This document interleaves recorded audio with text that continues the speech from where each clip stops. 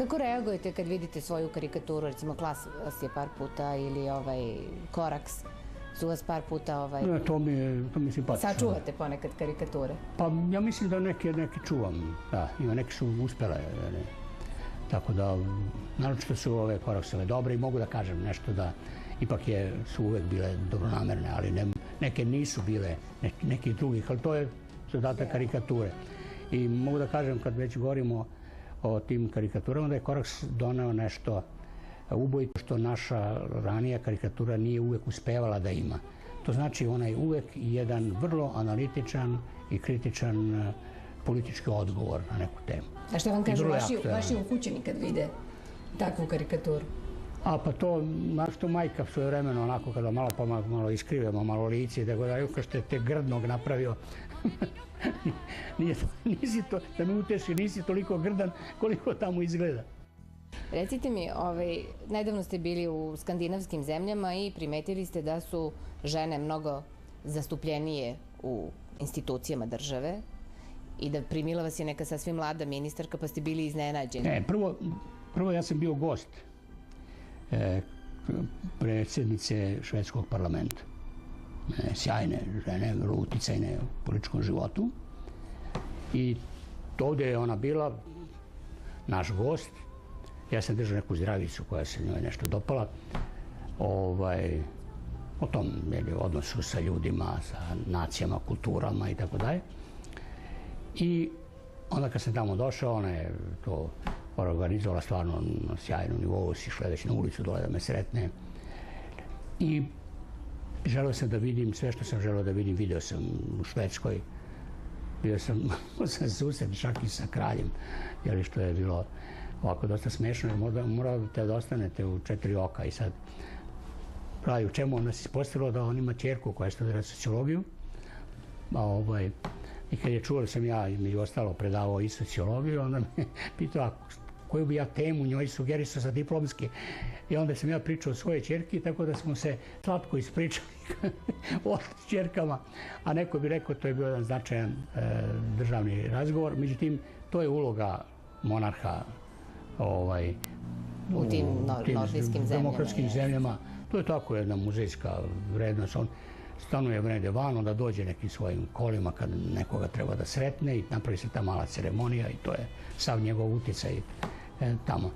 I sad, prva stvar koja vam pada u oči, to je ta skromnost države. Ministarstvo nalaze se u nekim montažnim zgradama. Dođete čak i neke kuće, kao što je recimo Volvo ili kao što je Ericsson, dakle te velike firme, tamo sam bio. Prima vas direktor, to su sve skromne kancelarije, svaka skroz skromnije od ovog ovdje, ove moje kancelarije. Tu su zajedničke one kamenze, pijete sok ili kafu, tamo imate aparate, poslužite se time. Sve što je administracija, to je vrlo jeftino i krajnje skromno. Sedi ih po 10 u nekoj kancelariji.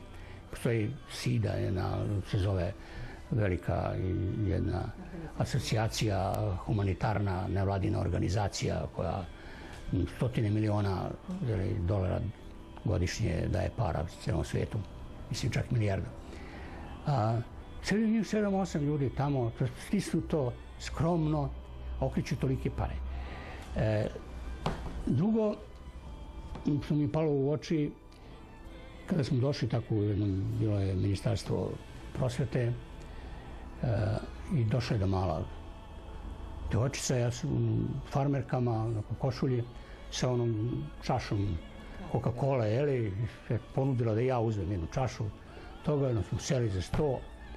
I onda sam se malo osjećao, rekao, čekaj malo, ovo neozbiljno. Međutim, kad je počela da govori, sam ja čuo kakve ona planove ima, kako ona zamišlja to školstvo, koliko podataka oni imaju, a se prati ceo jedan mladi tim, a sam vidio to je neka druga civilizacija.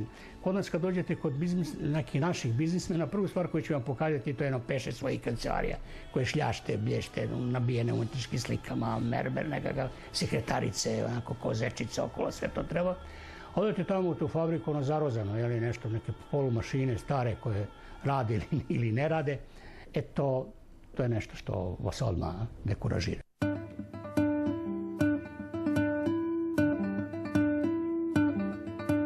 Druga stvar koja vam pada odmah u oči u Švedskoj, to je veliki broj žena, gdje god se nađete, u parlamentu, u vladi, bilo je polovina i tako dalje. I ima nečeg što je, čini mi se, oplemenilo švedsko društvo i što ga čini racionalnim. To je upravo uticaj žena. Kada sam razgovarao sa ovom predsjednicom parlamenta, pa smo razgovarali između ostali o tim pitanjima, neku brošuru pod naslovom Muški zločin i izvinjenje. Da, to je to koje sam sad dao. To je posle u jednoj knjizi moje i mislim da će biti proširen taj esej. Mene je zanimalo nešto drugo u tom eseju. Šta su sve muškarci uradili užasno ženama i da to je jedan zločin koji najviše smeta muškarcima. Da oni zbog tog zločina prosto ne mogu da izađu iz sebe i stalno imaju problemi koji koči celu civilizaciju. Ona je počela kao negdje iz nekih razloga kao antiženska. Još iz mitologije. Nešto se tu odigralo.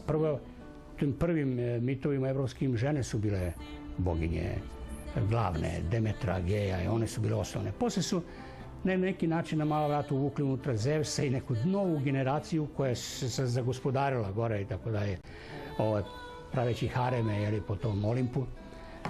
Ali ono što je najvažnije kad vi gledate te tragedije koje su nastale, kad recimo u Ilijadi treba da krene lađa jer vetrovi ne dolaze, pa onda stoje. I sad treba da se neko žrtvuje. Koga žrtvuje? Ne žrtvuje muškarca, nego treba neka nevina devojčica da bude zaklana kao jagnje i tu počinje sad cijela drama kada Agamemnon svoju ćerku Ifiginiju daje, pa onda Klitemnestra mu se sveti, kasnije zbog svega toga počinje cijela serija tih zločina. Ali isto tako, kad neko treba da brani pravdu ili univerzalna ljudska prava, recimo da svaki čovjek, pošto je bio ljudsko biće, ima prava da bude sahranjen, a ne da ga delite da li je bio izdajnik ili je bio, ne znam, patriota i tako dalje. I kada Kreont, dva brata Antigonina, koji je jedan ratao protiv tebe, drugi je bio za tebu, jednom svom koji je bio protivnik, baci ga i treba ga pojedu galebovi i ne može biti sahranjen. Onda sestra kaže, ne, bit će sahranjen. Sada kralj kaže, ali je zabranjeno, imam jasan zakon. Sada kaže, da, ti si jedna vrsta zakona, ali ja se pozivam na prirodne zakone, na ljudska prava koja su starije od svakog zakona. I ona ne popušta i šta uradi Kreont? Zazida je u zidine, tebe. Dakle, opet je žena tako, a pa do našeg zidanja kadra i kako god hoće, pa uzmite Banović Strahinju i tako dalje. Odmah konjma na repove ako ona slučajno popusti u trenutku. I šta će žene u srpskoj politici? I sad, to tako ide.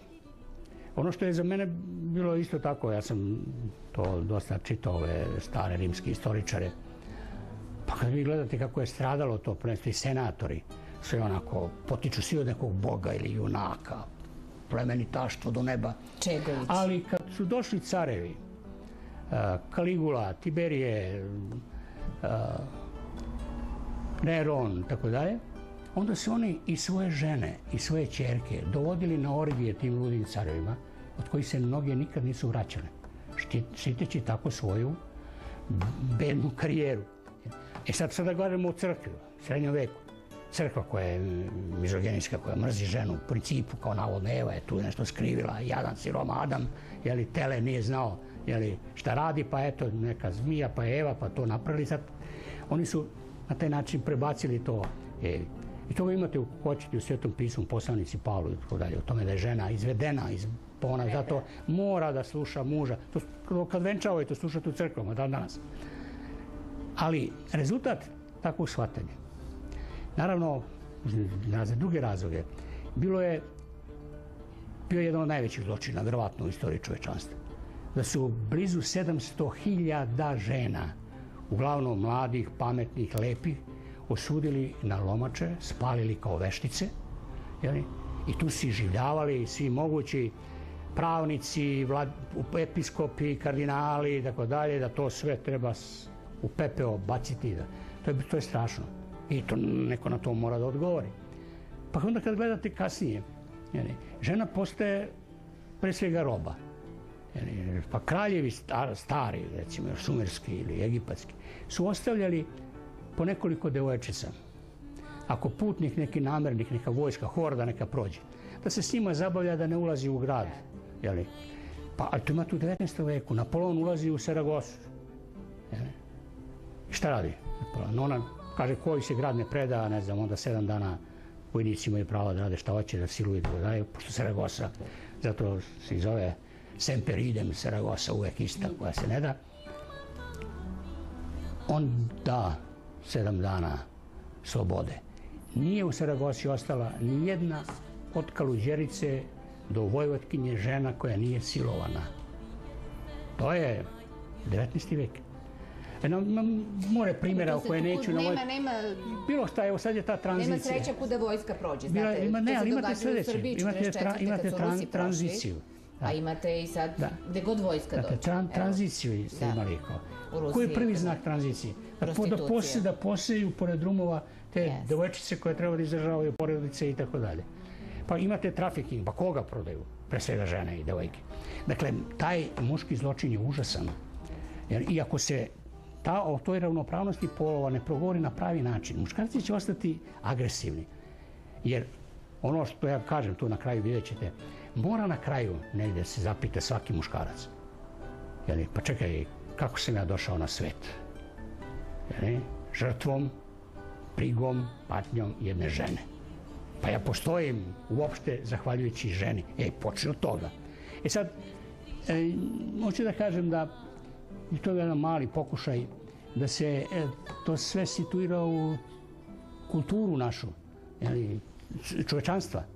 I da tu moramo drugčije da priđemo. Ne ovo sad muško-ženski, pa ajde sad mrzimo se, žensko pismo, muško pismo, žensko ovo, to ne dovoljno. To je gubljenje vremena. Moramo zajednički da radimo. Jer ono što je najveći, i sad time završavamo priču o tome, najveći zločin muški u tome što su oni uverili žene da manje više tako treba i što žene vaspitavaju svoje sinove da budu prema ženama tako grozni.